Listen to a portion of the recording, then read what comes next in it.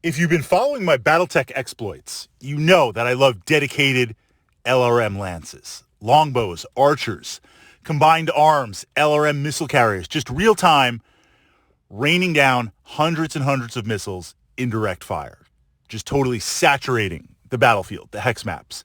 But that's not to say I don't play other lances. I want to explore Battletech. I want to explore the different mechs in my collection. So often what I'll do is once we've arrived at a battle value, and if we're deciding to play combined arms, air support, artillery, whatever that matrix is going to be, I'll then try to just pick a theme and build around that theme. So the lance I'm working on right now is speed.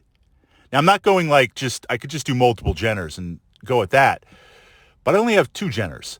I have a little bit of restraint. But I'm looking across, I'm going to build three lances, and the focus in each weight class is going to be speed. And of course, you think about tactics, it's part exercise, part for the lulls. And this leads into today's vlog, Death from Above. Now, I know we've explored this before, approached it from a let's try to make Death from Above be a viable tactic. And I say viable because in Battletech, there's a lot of what ifs, or a lot of things you have to do, right? First, you have to be in range. Then you have to hit. Then hopefully you get the location that you want. Then you transfer damage. Maybe you take a pilot check with how much damage you receive. A lot of different things can happen. Death from Above, there's a lot more what if things have to happen for it to be effective. But we did, and I pushed it up to the Battletech playlist here, approach this from, hey, what if we tried to really pull this off? Now, in thinking of that with the mechs that I'm looking at with speed, they're going to have great positioning. And if the opportunity presents itself, since this is an experimental lance, we might go for the lulls. This then had me thinking risk versus reward. This is the Battletech question here. And again, this illustrates you start building a lance, you start going into concepts that maybe you don't regularly do. And looking at the tech manuals, looking at the machines, picking things out, you kind of ask yourself some interesting questions. If I'm looking for optimization, now obviously I need the jump jets.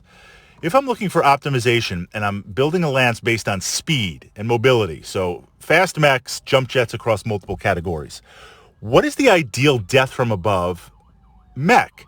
Now, for the battle value and possibility, obviously if I can Death from Above with a heavy mech, that is going to do a tremendous amount of damage if I connect and do the damage.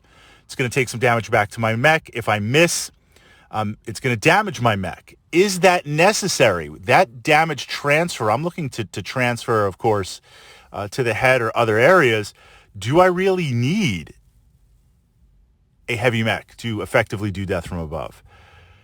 What about medium mechs? What about light mechs? I'm trying to think based on the battle value, the risk versus reward. I want to cause maximum damage to you, but if I take a decent amount of damage in return, then I don't want to cripple key mechs. I think medium mechs, I guess what I'm saying is I think medium mechs are best suited from Death from Above. They have the damage transfer and, of course, the speed and jump capability to dish out a tremendous amount of damage, but at the same time, they can receive, if they receive that damage back, they can still be in the game. I mean, not that I haven't jumped with a light mech and crashed in a head or crashed in on a mech, destroyed it, and then broke off or sheared off both of my legs. I did that with a spider a couple of games back. But a medium mech can do it, take it, and in the process of success versus failure, if I take you out from Death from Above, I can still potentially be in the fight. Heavy mech, custom assault mech with jumps, that might be overkill. That might not be necessary. So building a lance that is going to focus from mobility and Death from Above, lots of medium mechs.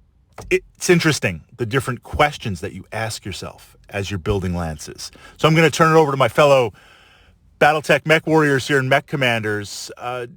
Best mech for Death from Above in terms of dealing damage, in terms of mobility, and in terms of surviving the effects, success or failure.